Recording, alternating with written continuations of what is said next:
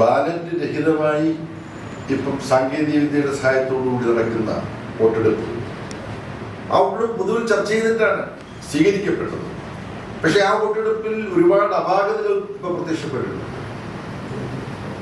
അതിൻ്റെ മൊത്തം കണക്കുകൾ കൂട്ടി വരുമ്പോൾ ആകെ ആകെ പോൾ ചെയ്യപ്പെട്ട വോട്ട് അവസാനം കൗണ്ടിങ് കഴിഞ്ഞപ്പോൾ ഉള്ള വോട്ടിൻ്റെ എണ്ണമൊക്കെ തമ്മിലുള്ള ഡിസ്ക്രിപ്പൻസി, പൊരുത്തക്കേട്, പൊരുത്തമില്ലായ്മ വ്യാപകമായി ചർച്ച ചെയ്തിട്ടുള്ളതാണ്.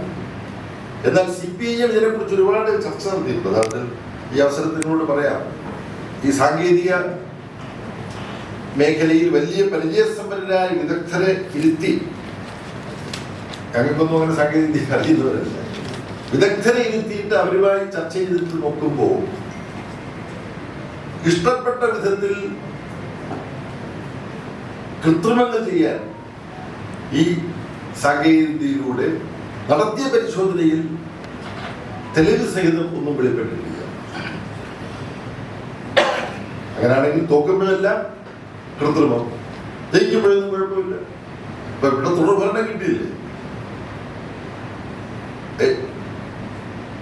BJPയെ തോൽപ്പിച്ചിട്ട് പ്രതിപക്ഷ ഭരണത്തിൽ ജയിക്കുന്നില്ലേ? കർണാടകയിൽ ജയിച്ചില്ലേ? തെലങ്കാനയിൽ ജയിച്ചില്ലേ? തമിഴ്നാട്ടിൽ ഒരു സീറ്റ് പോലും കിട്ടിയില്ലല്ലോ BJPക്ക്. അപ്പൊ കൃത്രിമത്തിലൂടെ ഒരു അക്കൗണ്ടെങ്കിലും തുറക്കാൻ അവർക്ക് ശ്രമിച്ചുകൂടെ? അപ്പൊ നമ്മൾ പറയുമ്പോൾ യുക്തിഭദ്രമായിരിക്കണം.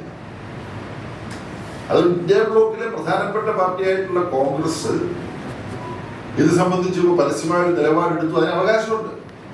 ഏത് പാർട്ടിക്കും പരസ്യമായ നിലപാടെടുക്കാം. പക്ഷെ ഇതെന്ന് പറഞ്ഞാൽ രാജ്യത്തിലെ തെരഞ്ഞെടുപ്പ് പ്രക്രിയയെ തന്നെ ബാധിക്കുന്നതും ഇന്ത്യ ബ്ലോക്ക് പൊതുവിൽ ചർച്ച ചെയ്ത് ഒരു അഭിപ്രായ സമന്വയമുണ്ടാക്കി ഇലക്ഷൻ കമ്മീഷന്റെയും ഗവൺമെന്റിന്റെയും സുപ്രീം കോടതിയുടെയും മുമ്പിൽ പോയിരുന്നെങ്കിൽ കൂടുതൽ ഫലപ്രദമാകുമായിരുന്നതുമായിട്ടൊരു വിഷയമാണ്. അത്തരം വിഷയങ്ങളിൽ ഒരു ആശയവിനിമയം നടത്തണം. ആശയവിനിമയം കൂടാതെ കോൺഗ്രസ് തനിച്ച് ഇങ്ങനൊരു പ്രഖ്യാപനം നടത്തിയത് കോൺഗ്രസിന് പൂർണ്ണ അവകാശമുണ്ട്. പക്ഷെ അത് ഈ പ്രതിപക്ഷ യോജിപ്പിനും ഇന്ത്യ ബ്ലോക്കിന്റെ യോജിപ്പിനും ഗുണം ചെയ്യുമോ എന്നുള്ള കാര്യം ആലോചിക്കണം. അതിനെല്ലാം അപ്പുറം